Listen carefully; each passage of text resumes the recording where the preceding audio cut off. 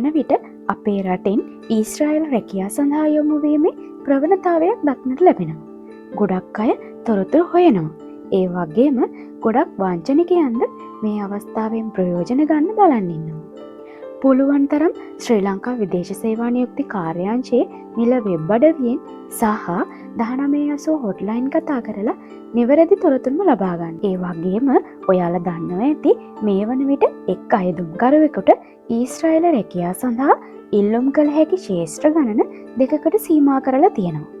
හේතුව තමයි කුසලතා සහිත වඩාත්ම සුදුසු ශ්‍රමිකයන් යොමු කරලීමට අංශ කිහිපයක් යටතේ ලියාපදිංචි වීම හේතුවෙන් රැකියා අවස්ථා ප්‍රතික්ෂේප වීම වැළැක්වීමටත් තමයි මේ විදියට අවස්ථා දෙකක් පමණක් දීලා තියෙන්නේ. ඒ වගේම ඔයාලා දන්නවා ඇති මේ වන විට ඉදිකිරීම, කුෂිකාර්මික, සාත්තු සේවා, ආපනශාලා, ගබඩා වගේ ක්ෂේත්‍ර ගණනාවක රැකියා අවස්ථා අපේ රටට ලැබිලා තියෙනවා. මේ අතරින් සුදුසුකම් සපුරා ගන්න ඕනෑම අවස්ථාවක සාත්තු සේවක සඳහා ඇප්ලයි කරන්න පුළුවන් කියලා ඔයාලා දන්නවද? ඉතින් අද මම ඔයාලව දැනුවත් කරන්නේ සාත්තු සේවක තනතුර සඳහා අදාළ වෙන සුදුසුකම් මොනවද කියලා. මූලිකම සුදුසුකම තමයි වයස අවුරුදු 25ත් 45ත් අතර වීම, අවම උස සෙන්ටිමීටර් 150, ඒ වගේම බර කිලෝග්‍රෑම් 45ට වැඩි වෙන්න ඕන. ඒ වගේම 90ක් ගැහැණු පාර්ශවයත්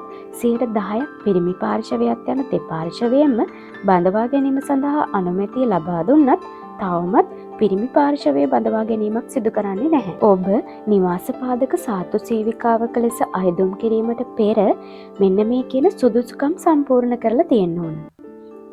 ශ්‍රී ලංකා විදේශ සේවා නියුක්ති කාර්යාංශයේ සාත්තු සේවා පුහුණු පාඨමාලාව ආධාර NVQ ලෙවල් 3 හෝ නාරාහෙන් පිට හෝ වැල්ලවත්ත වෘත්තීය පුහුණු ආයතනයේ සයමාසික සාත්තු සේවා පුහුණු පාඨමාලාව ආධාර NVQ ලෙවල් 4 හෝ ශ්‍රී ජයවර්ධනපුර මහරෝහලේ දින 45 සාත්තු සේවා පුහුණු පාඨමාලාව ආධාර NVQ ලෙවල් 3 හෝ නයිට ආයතනයේ NVQ ලෙවල් 3 හෝ 4 මෙන්න මේ කියන සර්ටිෆිකේට් වලින් එකක් අනිවාර්යයෙන්ම තියෙන්න ඕන.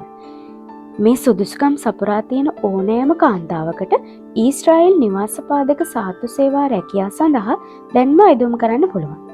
ඒ වගේම හෙද වෘත්තියේ යුතු අයෙක් නම් පිළිගත් ආයතනයක හෙද පුහුණු සහතිකය සමග හෙද වෘත්තියේ මාස 11කට නොඅඩු වෘත්තීය පුහුණු පළපුරුද්ද සහිත සේවා සහතිකයක් අවශ්‍ය වෙනවා. මීට අමතරව පිළිගත් ආයතනයක් මගින් ලබාගත් ඉංග්‍රීසි භාෂා සහතිකය මේ කාල සීමාව පැය 60කට වැඩි වෙන්න ඕන. ඒ වගේම උප්පැන්න සහතිකය, ග්‍රාම නිලධාරී සහතිකය, විවාහ සහතිකය, දික්කසාද නම් එම සහතිකය, කලත්‍රයා මියගොස් නම් මරණ සහතිකය, ඒ වගේම වැදගත්ම දේ පොලිස් වාර්තාව. මින් පෙර මාස 6කට වැඩි කාලයක් විදේශගතව සිටි අයෙක් නම් ඒ අදාළ රටින් පොලිස් සහතිකයක් ලබා ගත යුතු වෙනවා. ඒ වගේම පාසල් හැර යාමේ සහතිකය, අධ්‍යාපන සහතික, දිවුරුම් ප්‍රකාශ, සම්පූර්ණ කරන ලද වීසා අයදුම්පත, ඡායාරූප දෙකක්, පාස්පෝර්ට් එක, විදේශ සේවා නියුක්ති කාර්යාංශයෙන් ලබා දෙන තොරතුරු ලිපිය යන සහතික සූදානම් නම් දැන්ම ඔබට පුළුවන් කෙයාගීව සඳහා අයදුම් කරන්න. මේ පිළිබඳ සම්පූර්ණ තොරතුරු ලබා ගන්න පුළුවන් Google ඩොකියුමන්ට් එක මම පහළ ඩිස්ක්‍රිප්ෂන් බොක්ස් එකේ දාලා තියන්නම්. ඒ වගේම පහළ තියෙන ලින්ක් එකෙන් ගිහින් අයදුම්පත් අප්ලෝඩ් කරන්නත් පුළුවන්. ඉතින් ඔයාලටත් මේ සුදුසුකම් ඉක්මනින් සපුරගෙන ඔයාලගේ ඊශ්‍රායල් කෙයාගීව සිහිනය සැබෑ කරගන්න. මේ වගේ වැදගත් තොරතුරු දැනගන්න මගේ channel එක subscribe කරලා තියාගන්න.